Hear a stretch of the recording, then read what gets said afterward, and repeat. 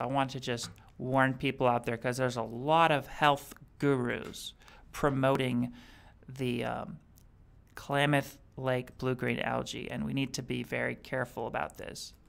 So let's go into it. What is this stuff? It's a blue-green algae. It's actually a cyanobacteria, so it's not even like a real algae. It's like a mix between an animal and a plant. So scientists kind of are categorizing in a different thing. It's a cyanobacteria. And here's a little quote that I sourced from an article. It says, blue-green algae can be contaminated by toxins called microcystins that can cause kidney failure, liver toxicity, and nervous system toxicity. Okay, so this is scary stuff here. Of all the supplements, why would you want to take a supplement that could be very dangerous, right? There's so many options from natural plants, and I'll get into some alternatives we could use instead of this blue-green algae. Like chlorella is a safe one, in my opinion. But let's get more into this. What is the dangers of this cyanobacteria? So a lot of cows die from cyanobacteria poisoning. So that's they drink from the water. These at any moment they don't know these bacteria can just bloom, and they create cyanotoxins. So that's something we have to watch out for.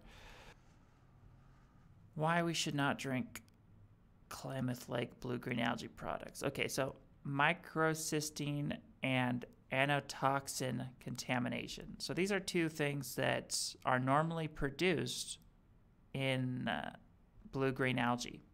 Okay, multiple studies have now found that AFA,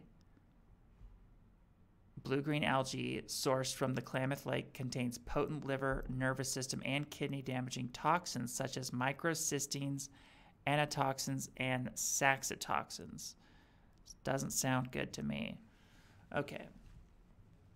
Microcystine toxin has been found in all 16 samples.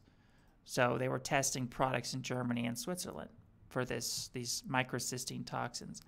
And all 16 companies they found, okay, had levels of this microcystine.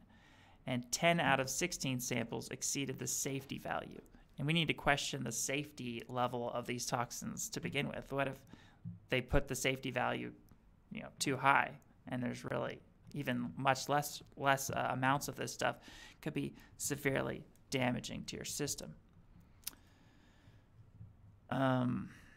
These toxins, such as microcystines in the blue-green algae, are also thought to be probable tumor promoters.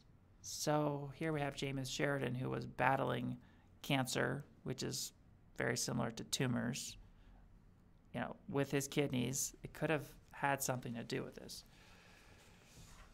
But I'm not saying anything for sure. I'm just saying it's something we need to watch out for and be question the validity of these products, because this Klamath Lake blue-green algae is promoted everywhere. I see all these health YouTube channels promoting it. I see people like Gabriel Cousins promoting it, and these different various health gurus. Okay, here's another quote. Lack of regulation from manufacturers of AFA blue-green algae. So yeah, they don't really regulate this stuff. Microcystine toxin has been found in all 16 samples of the supplements that were tested in Germany and Switzerland, originating from Klamath Lake. 10 out of 16 samples exceeded the safety value. So, pretty scary. What else do we have? Another study assessing potential health risks from microcystine toxins in blue-green algae dietary supplements found that 85 out of 87 samples of AFA blue-green algae contain toxic microcystines, with a whopping of 63 of the samples also found to exceed the safety limit of these toxins. So the last thing I'm going to say is, if you're taking this blue-green algae, I recommend stop immediately, warn everyone, against taking it. It's very serious. And in a future video, I might be able to have my friend give her like testimonial of how these blue-green algae really damaged her health. It was severe.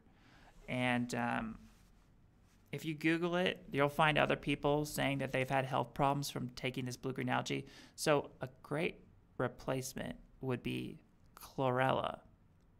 I've not found any issues with chlorella. It seems to be very safe because unlike the Klamath blue-green lake algae, Klamath lake blue-green algae, which is harvested from a lake and all the sun and everything gets in there, and they can't control it.